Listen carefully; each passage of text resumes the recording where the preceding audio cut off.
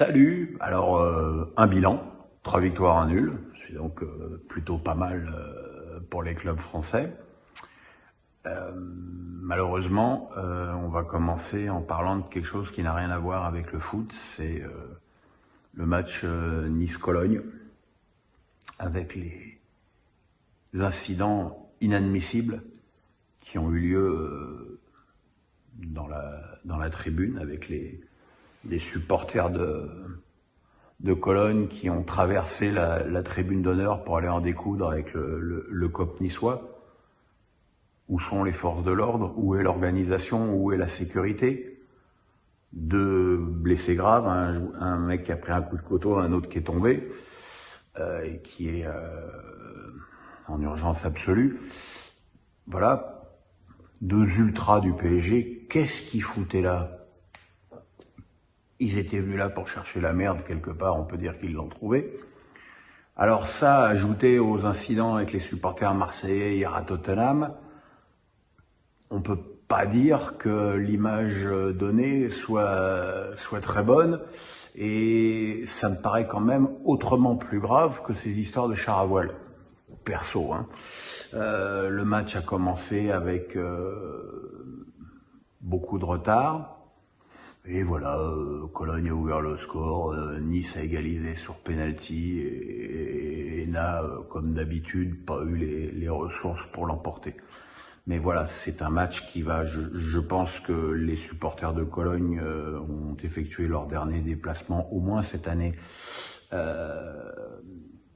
en Europa League, parce que je pense que l'UEFA va cogner très très fort, et j'ai peur que l'organisation niçoise soit elle aussi assez lourdement sanctionnée.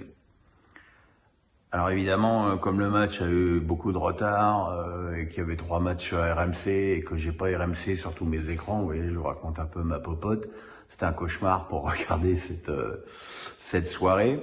Du coup, j'ai pu regarder l'Arnaca Rennes tranquille. Tranquille, c'est le mot qui convient à ce match. C'est-à-dire qu'on a vu exactement l'inverse du match de l'OM la veille. C'est-à-dire que l'OM a fait une belle prestation et peut s'estimer déçu du résultat. Rennes a fait une prestation plus que médiocre et peut s'estimer très heureux du résultat. Au moins, les Rennais ont eu le bon goût de marquer 2 buts sublimes. Une frappe de loin de Théâtre qui est, je le pense, malheureusement meilleur devant que derrière. Et le but de la victoire dans les arrêts de jeu d'Assignon, d'une aile de pigeon sous la barre absolument sublime. L'égalisation de l'Arnaca était venue sur une action où Melling se fait bouger comme jamais et où il n'y a pas de marquage. Donc les problèmes bretons restent entiers après ce match. Monaco l'a emporté à l'Étoile rouge de Belgrade, ce qui n'est jamais simple dans un match maîtrisé et plutôt verrouillé. Et je dois confesser que j'en ai pas vu grand-chose.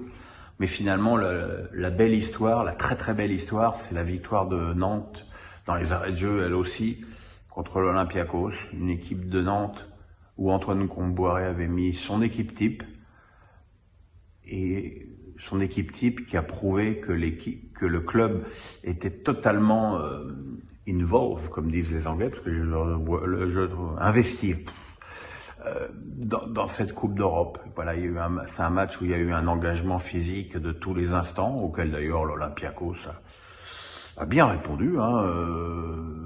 Sauf que l'Olympiakos a été trop timide dans ce match. Ils étaient venus pour arracher un nul.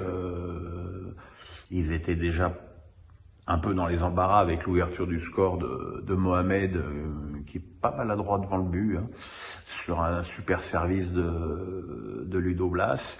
Et puis il y a eu cette égalisation avec une très mauvaise sortie sur corner d'Alban Lafont, qui oblige Moutou Samy à marquer contre son camp. Après, Guessant a eu un but refusé pour un hors-jeu de Mohamed. C'était une fausse joie pour le club, mais la vraie joie, elle est intervenue dans ces arrêts de jeu où Nantes, de toute façon, donnait tout depuis plusieurs minutes, avec Simon, avec Palois, avec Sissoko. Un investissement total, et encore une fois, un centre sublime de Blas. Il a bien fait de rester, lui. Et une tête de Guessant, l'ancien niçois qui, je trouve, après des débuts inquiétants, progresse bien dans cette équipe et qui pourrait finalement rendre pas mal de services aux Canaries. En tout cas, Nantes commence merveilleusement sa poule par une victoire contre un adversaire quand même compliqué et qui n'était pas venu là pour prendre l'air. Donc voilà, on a connu des soirées, des jeudis beaucoup plus pourris que celui-là, pour ne pas bouder notre plaisir, même s'il est évidemment pondéré et gâché par ce qui s'est passé à Nice.